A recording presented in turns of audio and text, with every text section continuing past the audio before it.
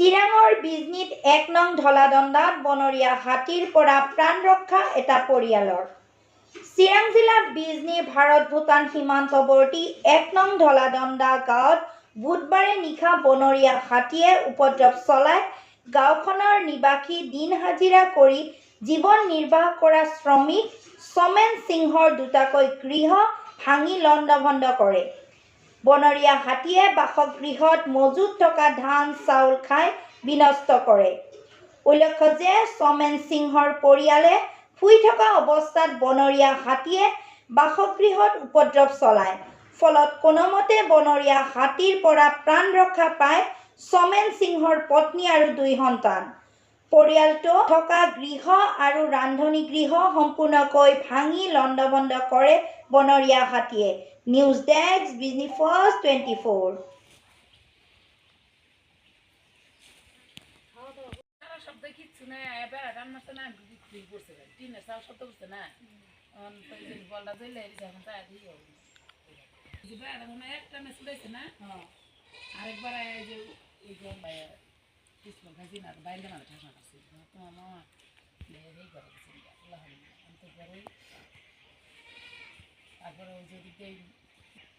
তারপরে যে ওই মোরা বেড়াটা ছুটাইয়া সিমেন্টের বস্তা সিন্টার চাউল আইছে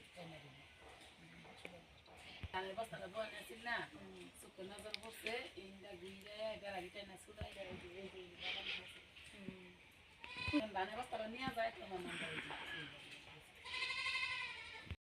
ক্ষতি কৰিলে এই দুটা ল'ৰা ছোৱালী লৈ মোৰ পত্নী শুই আছিলে এইখন ঘৰতে শুই থকা অৱস্থাত হাতী আহি আক্ৰমণ কৰিলে। ঘৰখন ভাঙিল ভাঙাৰ পিছত অৱস্থা হাতী চাই আছে আর হাতীও চাই আছে আমার পত্নীও চাই আছে।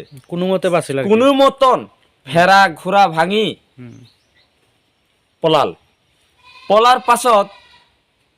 পলাৰ পাছত খাই অলপমান ধান আছিল হাতীয়ে খাইছে সেইটো লৈ খাইছে। খাওয়ার পিছত খাই দাই আকৌ আহিছে। কেইটা ঘৰ ভাঙছে আপনাৰ দুটা। কি ঘৰ? এটা রান্ধা ঘর হয় আর এটা মদ থাকা ঘর হয়। আমার এতিয়া থাকা লাগা মানে আমার অবস্থা নাই, ক'ত থাকুম।